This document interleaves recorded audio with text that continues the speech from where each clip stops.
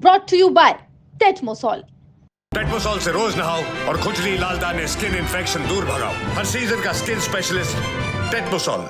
IPL 2025 से जुड़ी एक खबर है जिसको लेके काफ़ी ज़्यादा कंफ्यूजन चल रहा है। आपको याद होगा दिन में हमने आपको बताया था कि मुस्तफिजुर रहमान को जेक फ्रेजर मैकगर्क की रिप्लेसमेंट के तौर पर दिल्ली कैपिटल्स ने अनाउंस कर दिया है और उन्होंने एक ट्वीट भी डाला था अपने सोशल मीडिया अकाउंट पर जहां पे वो मुस्तफिजुर को वेलकम कर रहे थे और कह रहे थे कि 2 साल के बाद मुस्तफिजुर रहमान दिल्ली कैपिटल्स के साथ जुड़ रहे हैं।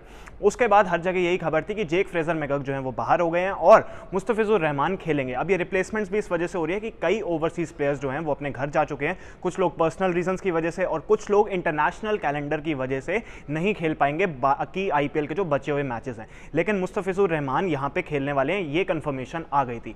फिर कंफ्यूजन कहां से शुरू होती है? कंफ्यूजन शुरू होती है कि जब मुस्तफिजुर रहमान एक अपने इंस्टाग्राम पर पोस्ट करते हैं जहां पे वो एक प्लेन में बैठे हुए नजर आते हैं और उसमें वो लिखते हैं heading to UAE to play against them, keep me in your prayers.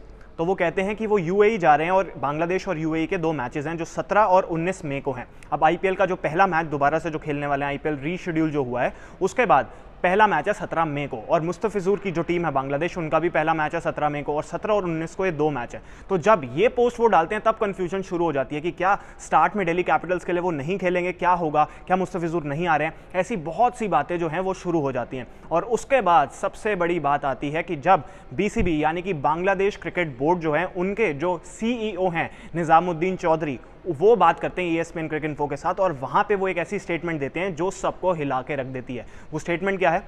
वो कहते हैं कि Mustafizur is suppose to go with the team to UAE according to the schedule. We have not received any communication from IPL officials. I have also not received any such official communication from Mustafizur either.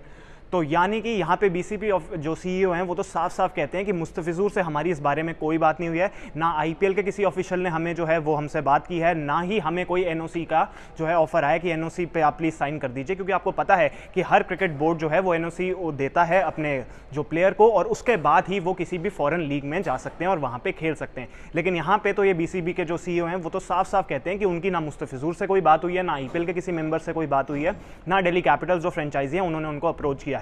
और Mustafizur UAE जा रहे हैं जो हमारा schedule है बांग्लादेश और UAE के matches का।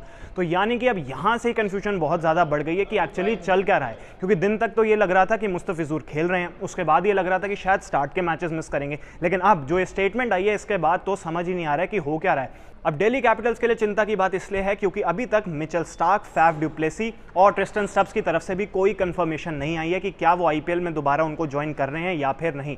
मिचेल स्टार्क जो हैं वो WTC final Australia south Africa की जो होने वाला है उसका भी हिस्सा होंगे, तो इस वजह से अभी कंफर्मेशन उनकी भी नहीं आई है। तो इस वजह से दिल्ली कैपिटल्स के लिए बहुत इंपॉर्टेंट होगा मुस्तफिजुर रहमान का खेलना। अब देखना ये होगा कि क्या वो खेलते हैं नहीं। जो भी ऑफिशियल अपडेट आती है वो हम आपके साथ लेके जुड़ेंगे। फिलहाल इस वीडियो में इतना ही। बहुत बहुत शुक्रिया। स्पोर्ट्स तक पर आपको न सिर्फ खबरें मिलेंगी बल्कि आपका ओपिनियन भी मैटर करता है। यह आप ही का मंच है।